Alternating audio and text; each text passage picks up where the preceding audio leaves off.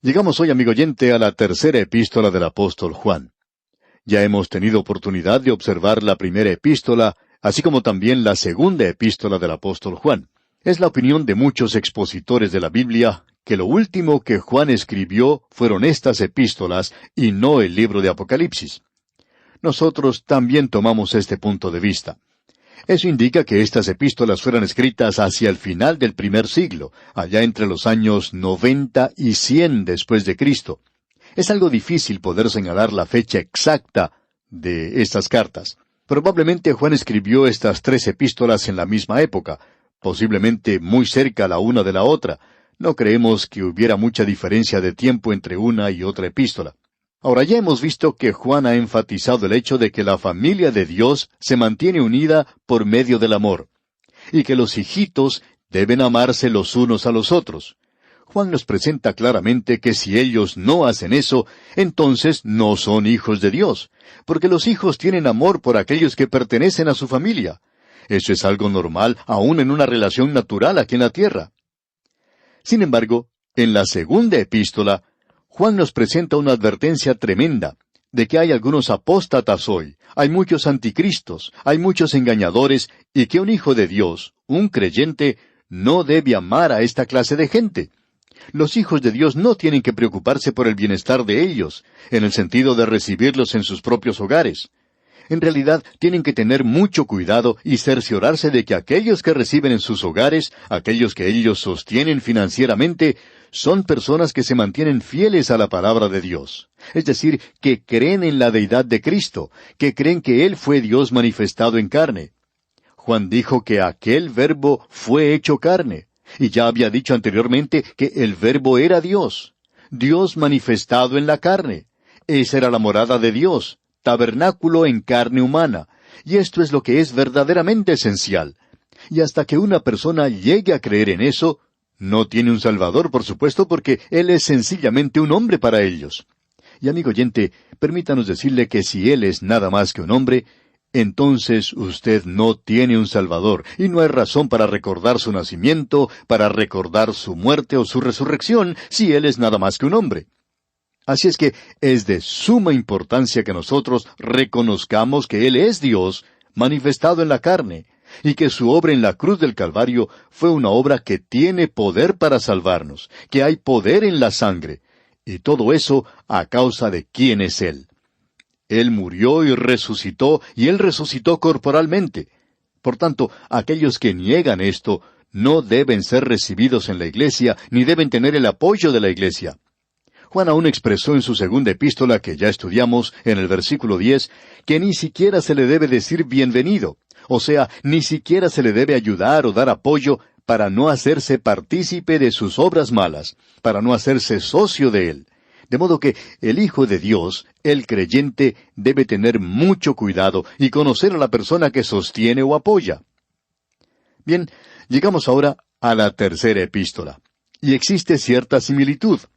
Esta carta tiene algo similar a la segunda epístola de Juan en cierto sentido.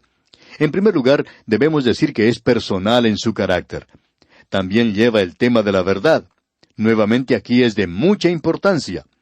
En realidad, debemos destacar que cuando la verdad y el amor están en conflicto, la verdad es la que debe prevalecer. Eso quiere decir que usted no debe amar a un falso maestro, y el amor indica tener cierto interés, apoyar y sostener a cierta persona. Así es como se expresa el amor, andando en amor o andando en la verdad. Andando en la verdad es, pues, de suma importancia. Sin embargo, esta carta demuestra cierta diferencia en otras maneras. Aquí se trata con personalidades, y ya veremos eso. En la segunda epístola, Juan dice que vale la pena tomar una posición a causa de la verdad. Ahora, en esta tercera epístola, él va a decir que vale la pena trabajar por la verdad. Alguien lo ha expresado de la siguiente manera: mi vida en Dios es salvación, mi vida con Dios es comunión, pero mi vida por Dios es servicio. Así es que en esta epístola, en esta tercera epístola del apóstol Juan, se presenta mi vida por Dios. Y tiene que ver con el andar y el obrar de la verdad. El amor puede ser algo mal dirigido y puede ser mal entendido también. Ahora, esta carta es dirigida a un creyente de la iglesia primitiva llamado Gayo. Leamos el primer versículo de esta tercera epístola del apóstol Juan. El anciano a Gayo, el amado, a quien amo en la verdad. Gayo era un hermano amado en la iglesia.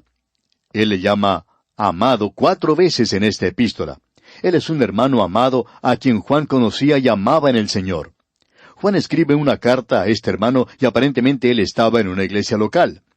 Y aquí Juan alaba a Gayo y le urge a que extienda su hospitalidad a los verdaderos maestros de la palabra.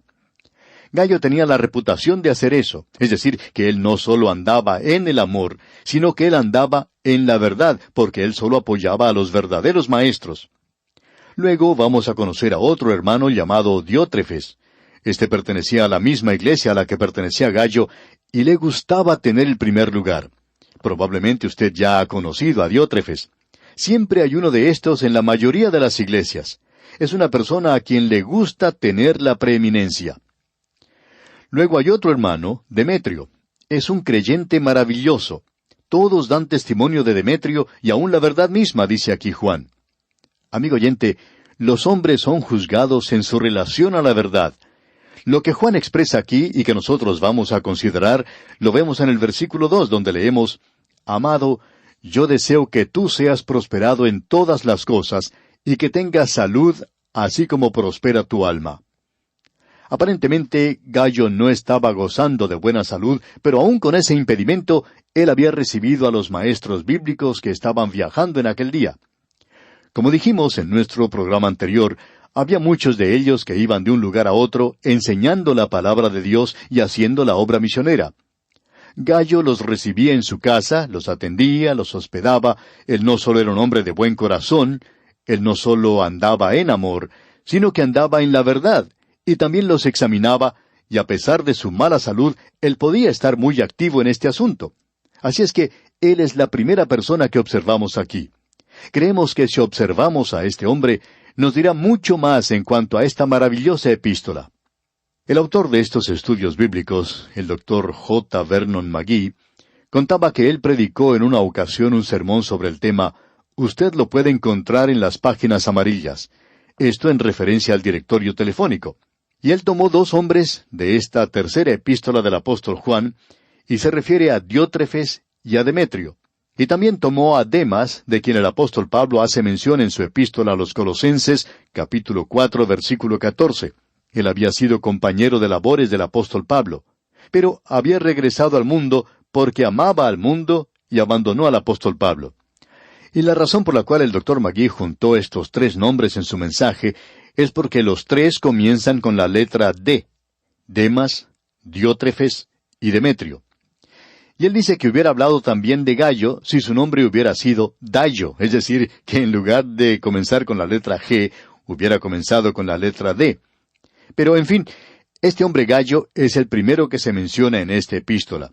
Y aquí tenemos a hombres maravillosos en esta iglesia, y tenemos también 2 que no son tan maravillosos. En realidad podemos decir que son totalmente lo opuesto. Esto nos demuestra lo que ocurriría al final del primer siglo, de cómo se comportaban los creyentes y cómo algunos se mantenían firmes. ¿Llegaron a ser todos mártires? ¿Eran todos ellos un dechado de virtudes? ¿Eran todos ellos dignos seguidores de Cristo? ¿Llegaron a ser ellos ejemplos dignos de la fe? De los millones que se volvieron a Cristo en los primeros 3 siglos, ¿cuál fue el resultado del creyente común? Bueno, aquí tenemos a 2 hombres de Dios destacados, y tenemos 2 que no son destacados, y que no mantienen ninguna posición, por cierto. Ellos no habían tomado una posición por la verdad. Diríamos que uno los podría encontrar en las páginas amarillas del Imperio Romano. Ahora, si usted puede obtener un libro del primer siglo, probablemente encontrará a estos 4 hombres. Aquí estamos agregando nosotros a Demas. Diótrefes y Demetrio son mencionados en esta epístola. Ahora, en las páginas amarillas, y gracias a los métodos de publicidad que existen en el presente, se dice que uno puede encontrar cualquier cosa, no importa lo que uno esté buscando. Usted puede encontrar desde un avestruz hasta una zorra, desde un abrelatas hasta un zuncho, desde un abanico hasta una zapatilla. Todo esto lo puede encontrar en las páginas amarillas.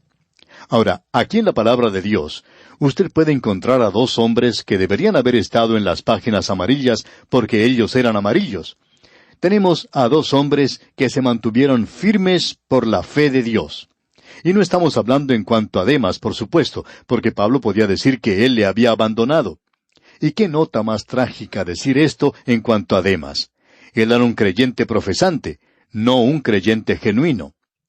Pero ahora llegamos a esta tercera epístola del apóstol Juan, y aquí estamos hablando en cuanto a Gayo.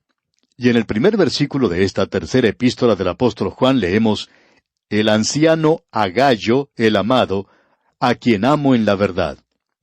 Juan se refiere a sí mismo como el anciano. Nuevamente él adopta este término de anciano y podría referirse a su edad. Él ya había cumplido sus 90 años, y por cierto que era un anciano en el sentido de la edad. Pero también esto habla de su cargo en la iglesia primitiva, y él también podía reclamar para sí esto. Él podía haber reclamado mucho más. Él podría haber dicho que era un apóstol, pero él no hace eso. Él es un amigo. Y uno no escribe de esa manera a sus amigos, por lo menos a los amigos que son cercanos a uno. Si usted llega a obtener el título de doctor, por ejemplo, y escribe a sus compañeros de colegio, les escribe llamándoles por su nombre. Y cuando firma la carta, no va a firmar con su título, sino que también utiliza su propio nombre. No le va a escribir a un amigo personal y después firmar doctor fulano de tal, sino que usted utiliza su nombre de pila, o inclusive algún apodo por el cual le hayan conocido los amigos de entonces. Así es que Juan escribe de esta manera a sus amigos personales, y eso es lo que hizo en las últimas 2 epístolas. Y aquí él dice, el anciano a Gayo, el amado. Y esto nos gusta mucho. Aquí tenemos a un santo de la iglesia primitiva. Él era un amado. Dice Juan, a quien amo en la verdad. Nos damos cuenta inmediatamente aquí que Gayo era uno que se mantenía firme en la doctrina. Gayo había aceptado la deidad de Cristo. Gayo era un hombre que se mantenía firme por la verdad, y no solo se mantenía firme por la verdad, sino que trabajaba por la verdad. Y eso por supuesto quiere decir que este es un hombre que andaba y oraba en amor. Él manifestó eso. Uno tiene que pensar correctamente si quiere actuar correctamente. Y esto se puede aplicar a cualquier esfera en el día de hoy.